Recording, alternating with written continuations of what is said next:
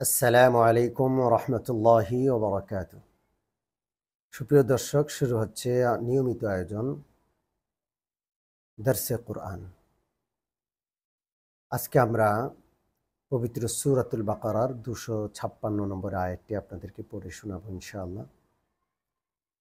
মহান আল্লাহ তাআলা বলছেন, আউযু বিল্লাহি মিনাশ শাইতানির রাজীম, লা ইকরাহা ফিদ-দীন, ক্বাদ তাবায়্যানা আর-রুশদু মিনাল গাই। মহান আল্লাহ তাআলা বলছেন, দ্বীনের ব্যাপারে, ইসলাম গ্রহণের ক্ষেত্রে কোনো জোর জবরদস্তি নেই। কারণ ক্বাদ তাবায়্যানা আর-রুশদু মিনাল গাই, নিশ্চয়ই হেদায়েত গুমরাহি থেকে সুস্পষ্ট রূপে পৃথক হয়ে গেছে। কোনটা হেদায়েত, কোনটা গুমরাহি, কোনটা আলো, কোনটা অন্ধকার, কোনটা সঠিক, কোনটা সঠিক নয়, এ বিষয়টি একেবারেই সুস্পষ্ট হয়ে গেছে।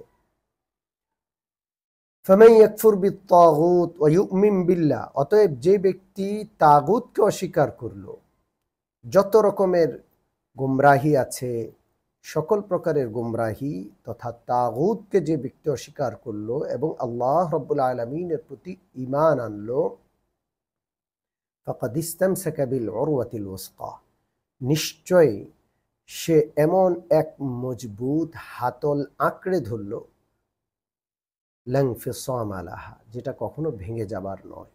অর্থাৎ যে ব্যক্তি কুফুরকে, তাগুতকে অস্বীকার করে মহান আল্লাহ রাব্বুল আলামিনকে বিশ্বাস করা তথা ঈমান আনার পথকে অবলম্বন করলো, সেই জন্য এমন একটা মজবুত হাতল হাতে ধারণ করলো, যেটা কখনো বিচ্যুত হবার নয়, ছিঁড়ে যাবার নয়, ভেঙে যাবার নয়।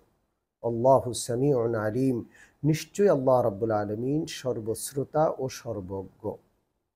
সুপ্রিয় দর্শক ও শ্রোতাবৃন্দ, সূরাতুল বাকারার 256 নম্বর আয়াত আমরা আপনাদের পড়ে শোনালাম। দ্বীনের ব্যাপারে কোনো জবরদস্তি নেই।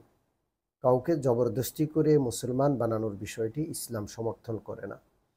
কারণ ইসলাম সত্য, এটা স্পষ্ট হয়ে গেছে। আর বাকি সব ধর্ম মিথ্যা, মতবাদ মিথ্যা, সেটা স্পষ্ট হয়ে গেছে। স্পষ্ট হয়ে যাওয়ার পর জবরদস্তি করার কোনো প্রশ্নই আসে না।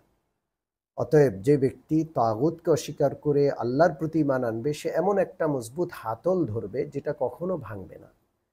এই মজবুত হাতল তাকে টেনে জান্নাতে পৌঁছে দিবে। এই আয়াতটি নাযিল হওয়ার একটি ঘটনা রয়েছে। পবিত্র মদিনা নগরীতে আল্লাহ রসুল হিজরত করে যাওয়ার আগে মুশরিকরা বসবাস করত। তারাই সংখ্যাগুরু ছিল, আর সংখ্যালঘু ছিল ইহুদি এবং কিছু খ্রিস্টান। মুশরিকরা নিজেদের ধর্মের চাইতে, বাপদাদার ধর্ম হিসাবে নিজেদের ধর্ম পালন করলেও নিজেদের ধর্মের চাইতে ইহুদি ধর্মকে আসমানি ধর্ম হিসাবে প্রাধান্য দিত বা ভালো মনে করত, সম্মান শ্রদ্ধা করত। এই জন্য দেখা যেত, কোনো মার যদি সন্তান না হতো, কোনো পরিবারে যদি সন্তান না হতো, তখন তারা মান্যত করতো, আমার যদি সন্তান হয় তাহলে আমি তাকে ইহুদি বানাবো। অথবা সন্তান হয়ে বাঁচত না, তখন তারা মান্যত করতো, আমার সন্তানটা যদি বেঁচে যায় তাহলে তাকে ইহুদি বানাবো। যেমন আমাদের দেশে আগে ছোটোবেলায় ছিল, আমরা শুনতাম যে কারো সন্তান বাঁচে না, তখন নিয়ত করতে, আমার সন্তান হলে এতিমখানায় দিব, মাদ্রাসায় পড়াবো, হাফেজ বানাবো। আমার এক ফুফু এমন করেছিলেন। অবশ্য তিনি ইন্তেকাল করেছেন, আল্লাহ তাকে জান্নাতবাসী করেন। তিনি তার সন্তানটাকে শেষ পর্যন্ত মাদ্রাসায় পড়ান নাই। যাই হোক, তো এইভাবে তারা মান্যত করত। তো এমনই এক বাবা তার সন্তানদেরকে ইহুদি হওয়ার মান্যত করার পর সন্তান হয়, সন্তান বাঁচে, দুটা সন্তানকে ইহুদি বানিয়ে ফেলে কিংবা খ্রিস্টান বানিয়ে ফেলে। পরবর্তীতে যখন আল্লাহ রসুল সাল্লাল্লাহু আলাইহি ওয়াসাল্লাম মদিনায় হিজরত করে আসলেন, ওই বাবা, ওই পরিবার মুসলমান হলেন, কিন্তু তাদের সন্তানরা যেহেতু ইহুদি হয়ে গেছে, খ্রিস্টান হয়ে গেছে, যতই বুঝায় সন্তানরা আর মুসলমান হতে বা আল্লাহ রসুলের প্রতি ঈমান আনতে রাজি হয় না।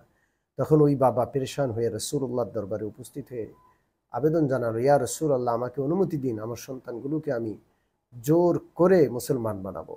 ওরা তো ইহুদি, ওরা তো খ্রিস্টান হয়ে আছে, ওরা কোনোভাবেই ওই ধর্ম ছাড়া ইসলামকে ইসলাম গ্রহণ করার জন্য রাজি হচ্ছে না। তখন এই আয়াত নাজিল হয় যে সত্য আর মিথ্যার পার্থক্য স্পষ্ট হয়ে গেছে। অতএব এখন আর লা ইকরাহা ফিদ-দীন, দিন নিয়ে কোনো জবরদস্তি নাই। সুপ্রিয় দর্শক ও শ্রোতাবৃন্দ, আল্লাহ রাব্বুল আলামিন অন্য আয়াতে এমনটা বলেছেন, আফা আনতা তুকরিহুন নাসা হাত্তা ইয়াকুনু মুমিনিন, সূরা ইউনুস ৯৯ নম্বর আয়াত, আল্লাহ তাআলা বলছেন, তবে কি আপনি মুমিন হওয়ার জন্য মানুষদের উপর জবরদস্তি করবেন? অর্থাৎ মুমিন হওয়ার জন্য ইসলাম গ্রহণে কাউকে জবরদস্তি করা যায় না।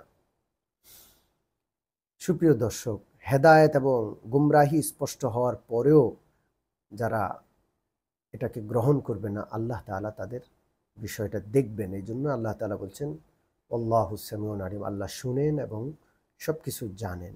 কারা হেদায়েত গুমরাহি স্পষ্ট হওয়ার পরে ইসলাম গ্রহণ করছে বা কারা করছে না, সব আল্লাহ জানেন। আল্লাহ তাদের বিচার করবেন।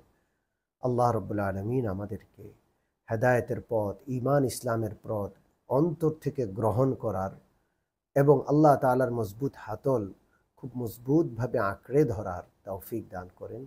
আমিন। আসসালামু আলাইকুম ওয়া রাহমাতুল্লাহি ওয়া বারাকাতুহু।